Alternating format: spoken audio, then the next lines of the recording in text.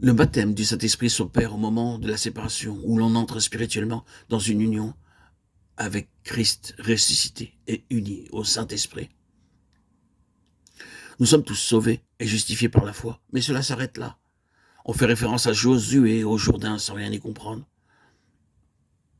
Cependant, Josué est le type de la puissance du Saint-Esprit en relation avec l'héritage. Il a été l'instrument pour amener le peuple de Dieu dans son héritage. Comment s'y est-il pris? Josué resta 12 pierres au milieu du Jourdain, à la place où s'étaient arrêtés les pieds des sacrificateurs qui portaient l'arche. Lorsque les sacrificateurs furent sortis, les eaux du Jourdain retournèrent à leur place et se répandirent comme auparavant. Cela parle de notre union avec Christ dans sa mort.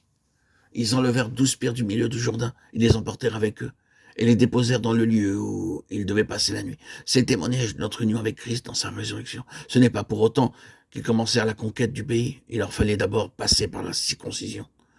Dieu dit à Josué, fais-toi des couteaux de pierre et circoncis de nouveau les enfants d'Israël. Une seconde fois, Josué se fit des couteaux de pierre et circoncis les enfants d'Israël.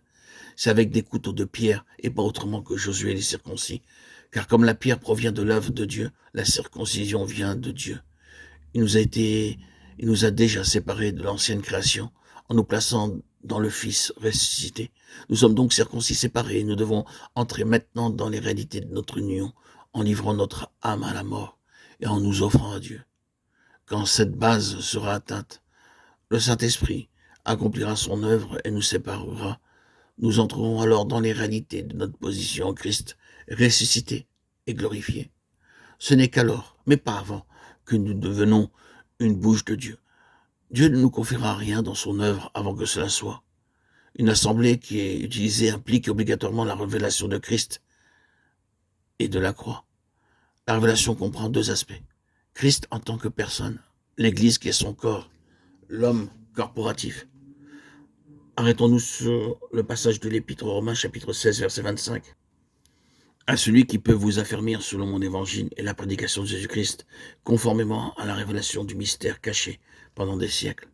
Ce mystère, c'est l'Église. Comment Dieu obtiendra son Église? L'Église, c'est Christ, et il faut la révélation de ce que c'est l'Église. Paul prêchait Christ pour obtenir cette révélation dans l'Église. Christ, dans les croyants de telle manière qu'en recevant l'enseignement de Paul, il grandissait.